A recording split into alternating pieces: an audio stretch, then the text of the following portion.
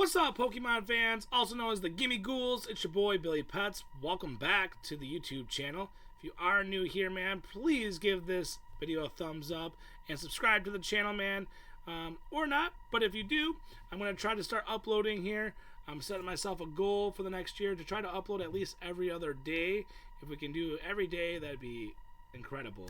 But anyways, if you clicked on this video today, it's probably because either one, you're a Pokemon fan, or two, you're a One Piece fan, which is great, because today I want to talk about the One Piece bubble, otherwise known as a upcoming correction, if you will.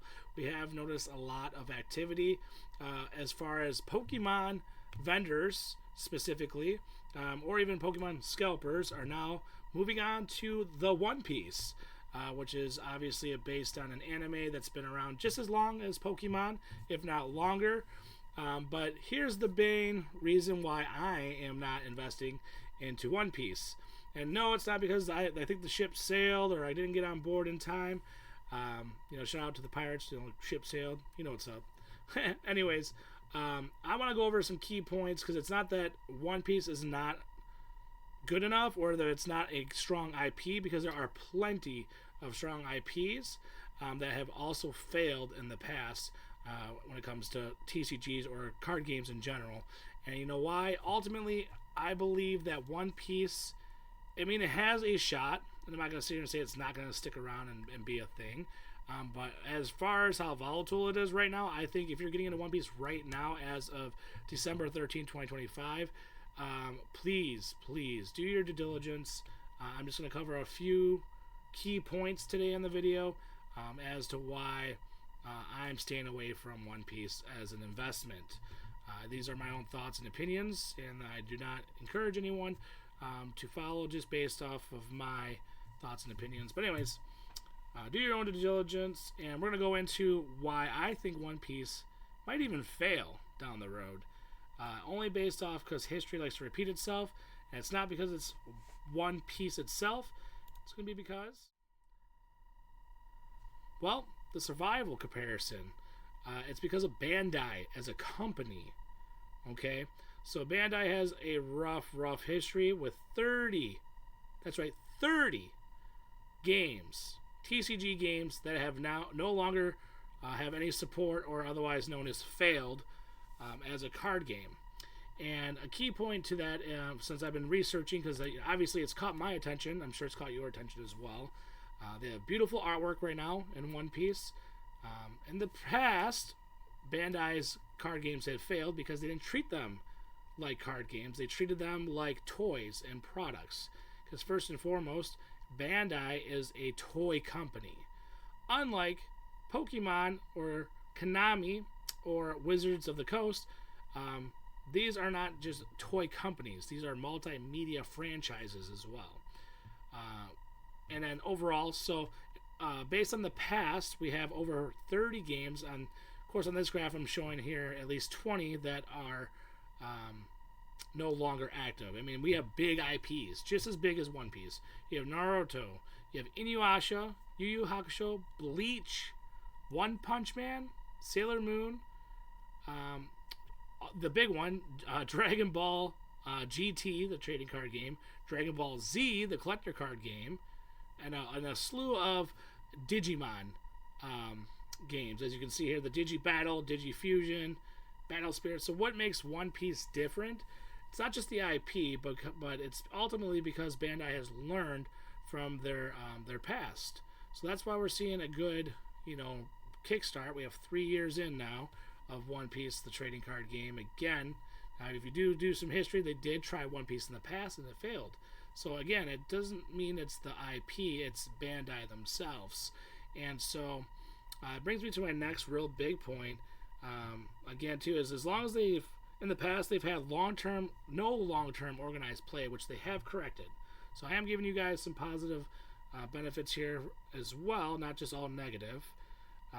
But ultimately, what it comes down to is it's more than just reprints, and if they're overprinting, that only time will tell. With the oldest sets are coming out of rotation as well in One Piece.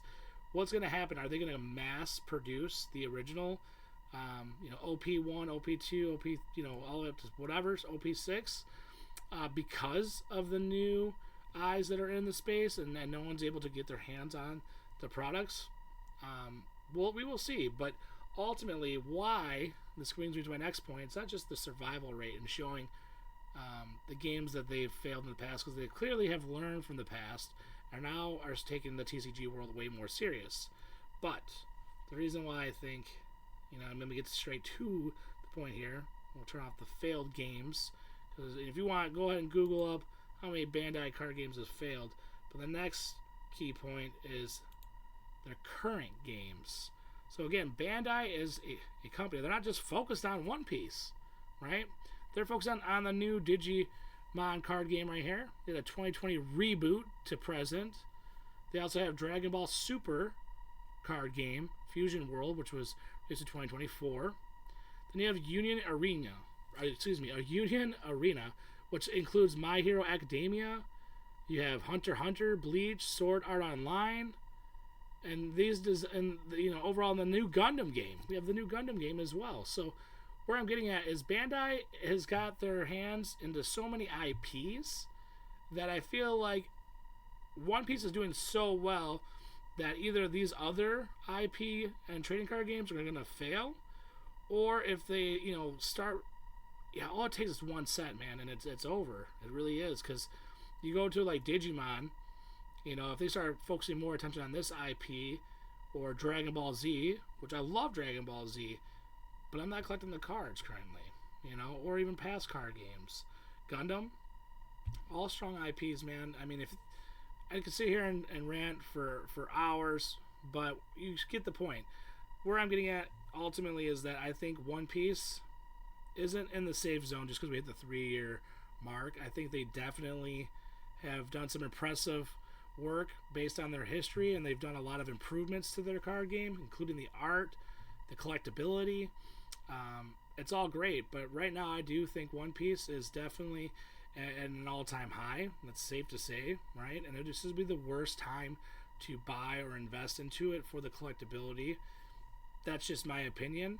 I know you got the blue bottom OP1 bottom, the blue bottom boxes.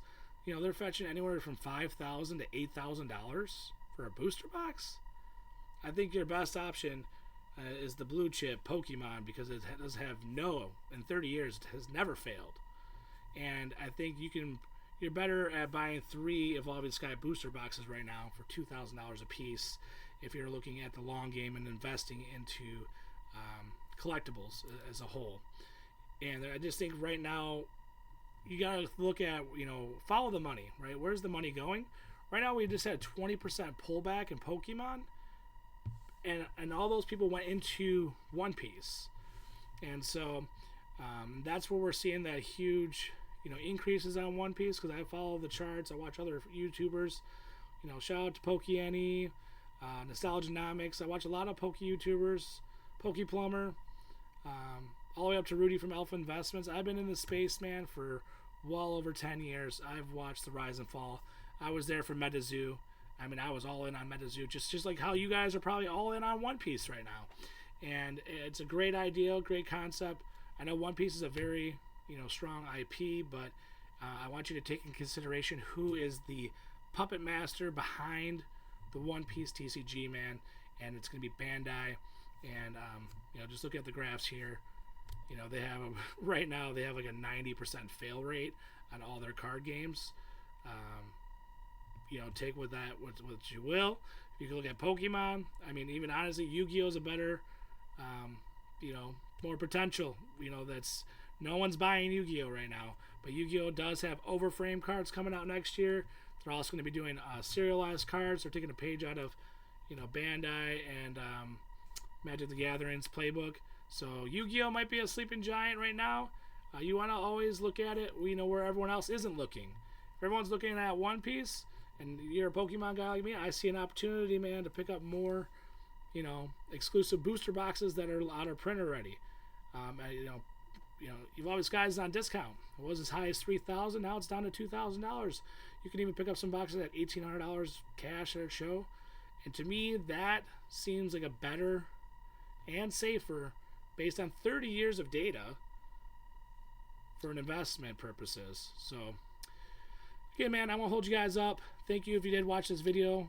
Make sure you subscribe. I will be trying to get better at this YouTube thing. I'm not really good at YouTube. I'm brand new to it.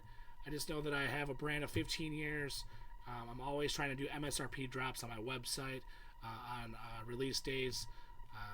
Yeah, I'm just trying to build the brand and you know, showcase my talents and knowledge of the TCG world. Comment below, man, if you have a favorite game or a favorite TCG that no longer exists. If maybe perhaps it's on the list previously. For me, I started collecting a card game that never got big, but it's called Robopon. Or Robot Pankasu, and there are trading cards out there. They're super hard to get in Japan, but it was actually brought to the original Game Boy game and Game Boy Advance and N64. It was pretty much a knockoff to Pokemon. Instead of Pokemon that evolved, it was robots that upgraded. So if you get an opportunity, man, check it out. Comment below what your favorite discontinued TCG is, if you have one. So, and then again, we're on the road right now. We're on the way to 200 subscribers, man. So make sure you like and subscribe again, and I will come back to you with another video. And you know what, One Piece, we salute you because you're being talked about. You might be on the Mount Rushmore. You might be the fourth horseman, however we want to put it, but only time will tell. All right, guys.